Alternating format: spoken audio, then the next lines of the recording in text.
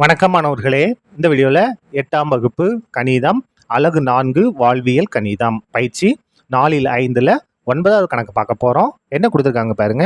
ஒரு பின்னத்தின் தொகுதியை 50% அதிகரித்தும் பகுதியை 20% குறைத்தால் அந்த பின்னமானது 3/5 மாறுகிறது எனில் அசல் பின்னத்தை காண்க.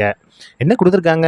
ஒரு பின்னம் இருக்கு, அதனுடைய தொகுதி 50% அதிகரிக்கிறோம், பகுதியை 20% குறைக்கிறோம். நமக்கு என்ன வருது? 3/5 வருது. அப்போ அந்த பின்னம் என்ன?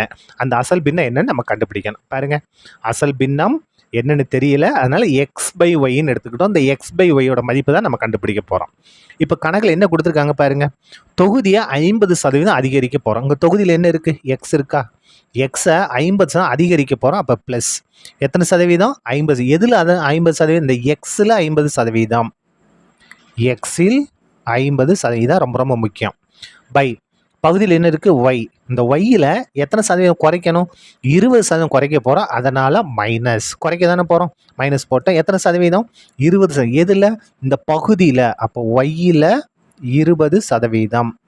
இந்த மாதிரி குறைச்சோம்னா நமக்கு அந்த பின்னம் என்னவாக மாறுது? 3/5 மாறி விடுகிறது. இதை சுருக்கிட்டோம்னா நமக்கு இந்த x/y வந்துடும். இப்போ பாருங்க, எக்ஸு ப்ளஸ் எக்ஸ் பெருக்கல் இந்த இடத்துல 50%னா 50/100 பை ஒய் மைனஸ் ஒய் இல்லைனா பெருக்கல் 20%னா 20/100 ஈக்குவல் டு 3/5. சரியா? இப்போ பாருங்க, இந்த இடத்துல சுருக்கி எழுதுருமா? எக்ஸு ப்ளஸ் எக்ஸே 50 பெருக்குன்னா 50x/100 வகுத்தல் ஒய் மைனஸ் ஒய்யை 20 பெருக்குன்னா 20y/100 ஈக்குவல் டு 3/5. இப்போ அப்படியே குறுக்கு பெருக்கல் எடுங்க. இங்கே எக்ஸுக்கு பகுதியில் எதுவுமே இல்லை 1, இந்த ஒய்க்கும் பகுதியில் எதுவுமே இல்லை 1 இருக்கிற அர்த்தம். குறுக்கு பெருக்கல் எடுக்கலாமா? முதல்ல இதை பகுதியை பெருங்க. 1ஐயும் 100ஐயும் பெருக்குன்னா 100 பெருக்கல் எக்ஸை 100ஐயும் பெருக்குங்க 100x ப்ளஸ் 50xஐயும் 1ஐயும் பெருக்குன்னா 50x. அதே மாதிரி தான் இங்கே பெருக்குங்க. 1ஐயும் 100ஐயும் பெருக்குன்னா 100 பகுதியை பெருக்குமா குறுக்க.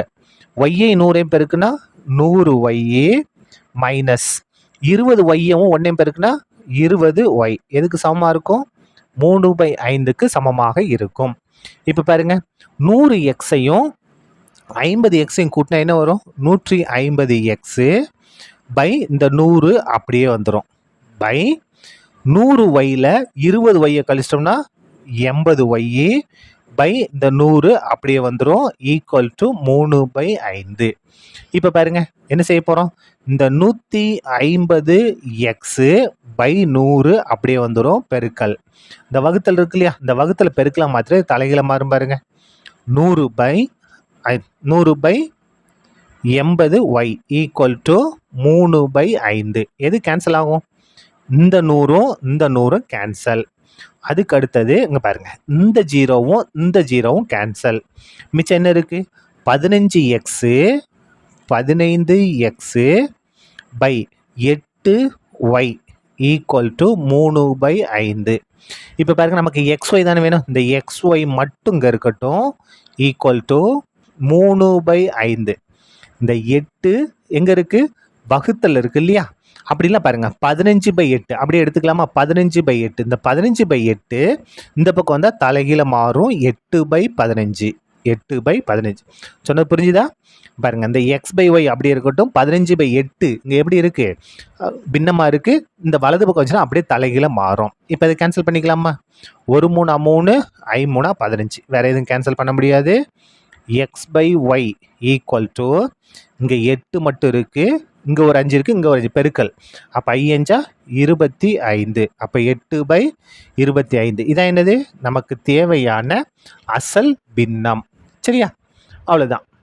இந்த கணக்கு முடிந்தது. நன்றி.